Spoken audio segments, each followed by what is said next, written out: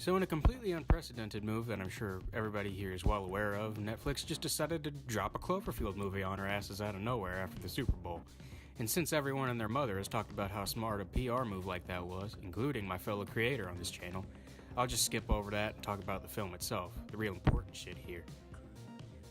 So how is it? How's this whole what did all this cool stuff lead up to? Oh. Yeah, it kind of sucks. Alright, I by no means hated this movie. Like, it's not devoid of things to like. I'm nothing if not a fair boy. Even if there was plenty that pissed me off here. The acting from everyone, almost everyone, is pretty top-notch. Daniel Bruhl is as great to watch as he always is. Elizabeth Debicki does some great work with a small amount of material. You know, until the end when it all goes down the toilet.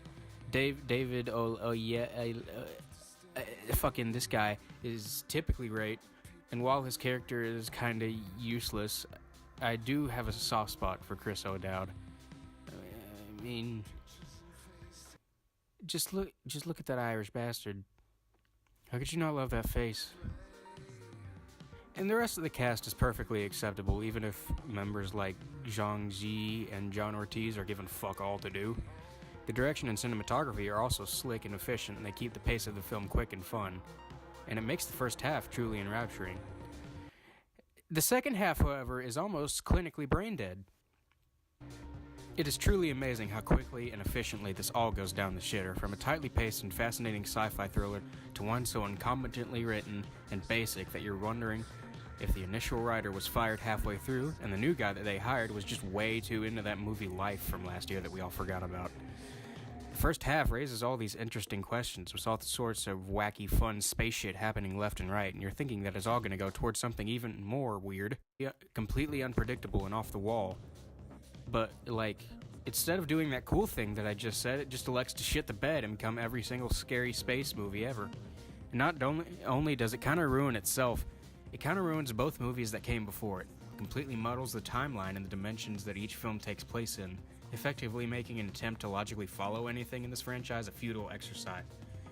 And man, that fucking sucks, because the first Cloverfield was like pretty whatever. It was like acceptable, but 10 Cloverfield Lane was one of my favorite movies of 2016. That shit was so good. John Goodman gave out like the best performance of his career in that movie. And one of the best parts about it was the fact that it tied into the first film in very small ways, just like a trail of breadcrumbs that were left to you by the directors for...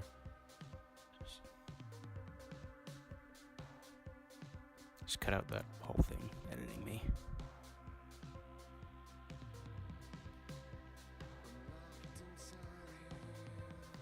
And the fact that it tied into the first in small ways allowed for a sort of brilliant experiment to begin, taking films of all sorts of different genres and putting them under one unifying banner of shared continuity.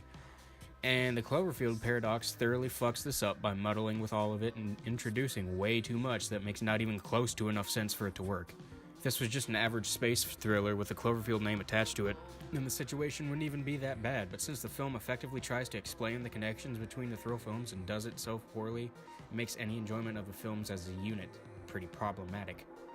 Overall, it gets a 5 out of 10 for me. It's entertaining in enough parts, especially in the first half, and there's plenty of talent on display here from pretty much everyone behind the camera and quite a few people in front of it, but it ruins the prospect of something new and cool in this franchise and just becomes thoroughly mediocre in the process.